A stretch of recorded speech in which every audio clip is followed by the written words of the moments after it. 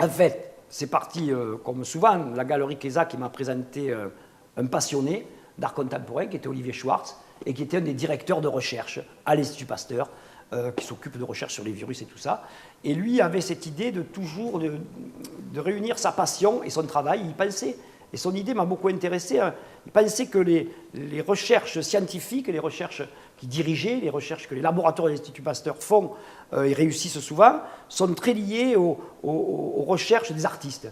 Et qu'en fait, les artistes peuvent aider les chercheurs à imaginer, peut-être à aller plus loin dans leur recherche pure. On a d'abord identifié et repéré Hervé Di Rosa parce qu'on était convaincus qu'il y avait un vrai sens à ce qu'Hervé remanie, reprenne en main la salle des actes. Et quand on lui a proposé le projet à Hervé, donc quand je lui ai proposé le projet accompagné d'Olivier, Hervé a été très enthousiaste parce qu'il y avait là non seulement un lieu chargé d'histoire, mais tout un contexte scientifique, un contexte de recherche, un contexte de travail en équipe qui a enthousiasmé Hervé. Et donc là, on a dit on y va. Et voilà, on est très heureux du résultat.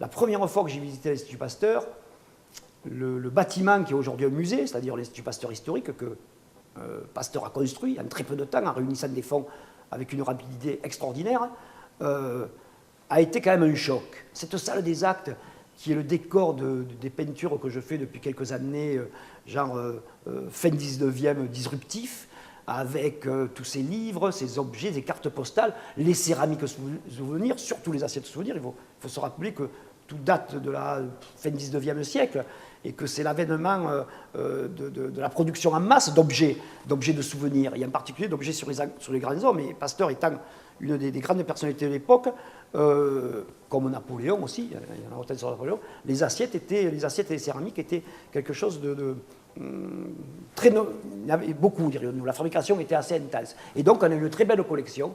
À l'Institut, ils ont gardé beaucoup de choses. Et ces objets d'art modeste, ces souvenirs de Pasteur qui, pour moi, sont très importants, et dont certains sont de l'art modeste pur, quand même. Il y a certains objets, souvenirs sur Pasteur. On ne les garde pas tous dans les vitrines, mais on garde les plus beaux. Mais je peux te dire que c'est vraiment... Ils auraient la place. D'ailleurs, j'avais envie de leur demander une petite donation pour le MIAM, pour le Musée international des arts modestes, tellement ces pièces sont merveilleuses.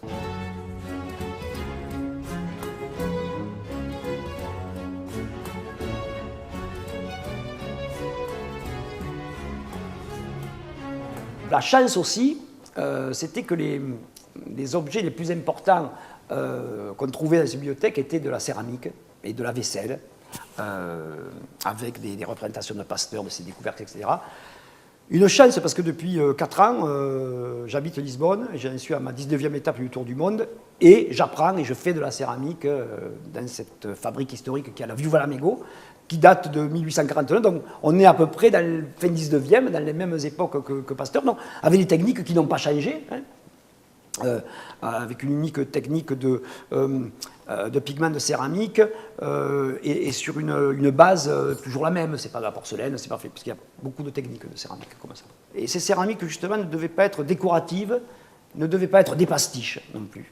Ce que je ne voulais pas, c'est que ce soit des pastiches des céramiques existantes, mais il fallait qu'il y ait un rapport avec cet objet, un de ces premiers objets de masse production vendus comme souvenir de décoration dans les maisons contemporaines de l'époque. Il fallait qu'il y ait ce rapport-là.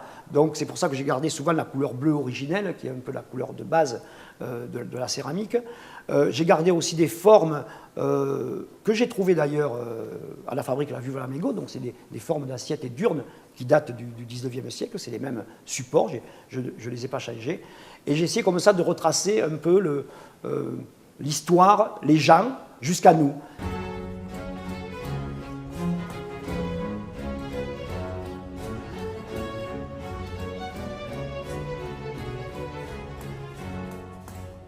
De toute manière, ce qui est intéressant dans ce projet, c'est de faire rencontrer des artistes et des chercheurs. Donc ça, c'est un projet qu'on a depuis plusieurs années sur le campus. Il y a le projet Organoïde, où on a reçu Fabrice Hibert au début, qui a créé une belle œuvre monumentale. Et maintenant, donc, nous avons la chance d'avoir travaillé avec Hervé Di Rosa, qui, lorsqu'il a visité notre musée, notre salle des actes, a trouvé là une matière à inspiration et à remettre en ordre ce que nous faisons ici. Donc c'est une magnifique vitrine pour nous, chercheurs. On est très fiers et très heureux d'avoir participé à ce projet. Et surtout, ça met en valeur nos activités. Notre idéal, d'une certaine façon, pasteurien, c'est une belle illustration de nos activités pasteuriennes, j'ai envie de dire. Des activités et des valeurs pasteuriennes.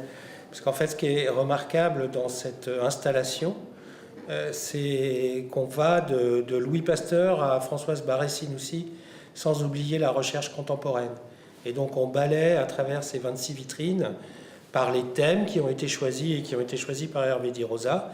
Il avait carte blanche, mais en s'inspirant de Pasteur et de l'histoire de l'Institut Pasteur, en fait, il a balayé cette histoire qui a 130 ans cette année. Et ces 26 vitrines présentent donc aujourd'hui une très grande diversité, à la fois de personnes, d'hommes, de femmes, scientifiques, mais pas que scientifiques.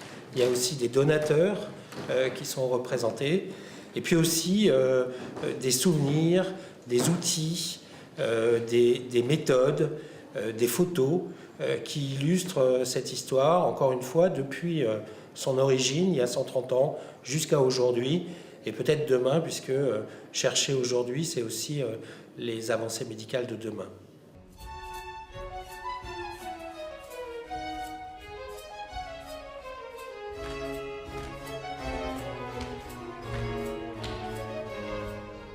On avait quand même un cahier des charges très lourd. Il fallait tout changer et rien toucher. Parce que quand même, c'est un lieu historique. Il y avait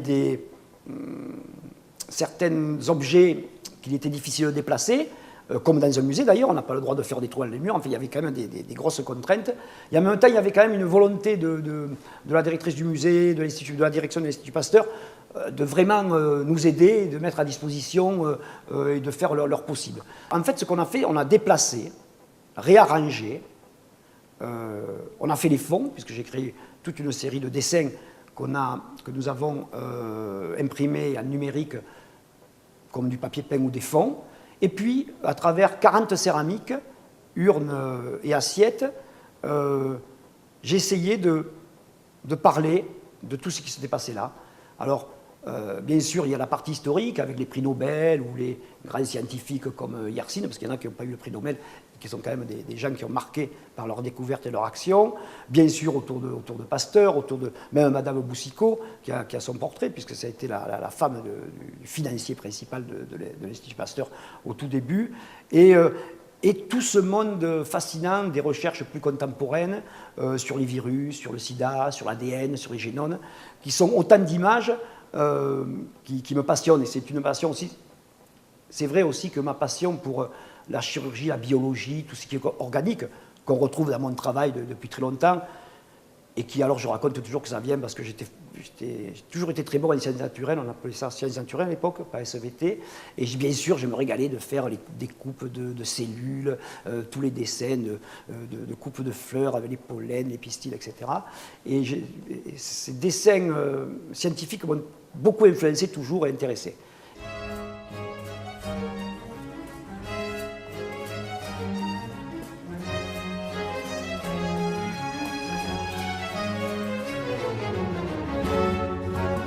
Vous connaissez la phrase de Paul Valéry, « Que serions-nous sans le secours de ce qui n'existe pas ?»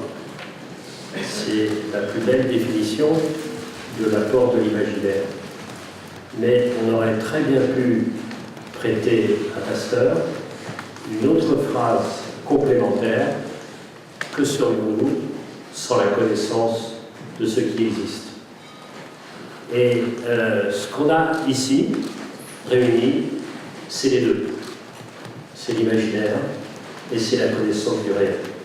Et vous savez, les deux mots, du mot inventé, on découvre ce qui existait et on crée à partir de presque rien. Et c'est ce dialogue qui est ici réuni.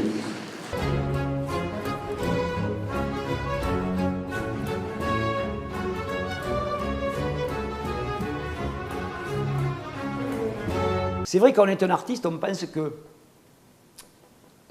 on est indispensable parce que c'est nos idées qui, en expérimentant, on essaie de faire progresser le monde des idées, le monde des formes.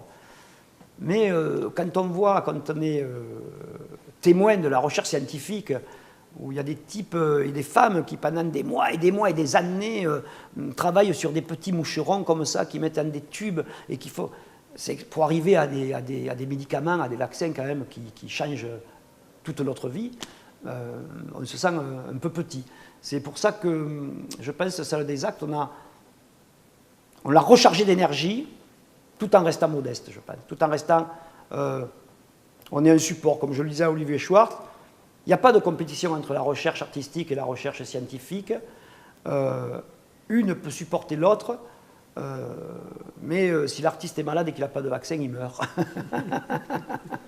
Alors que le scientifique, s'il n'a pas de peinture, peut-être qu'il aura moins d'idées, mais il continuera ses recherches, voilà, tout simplement.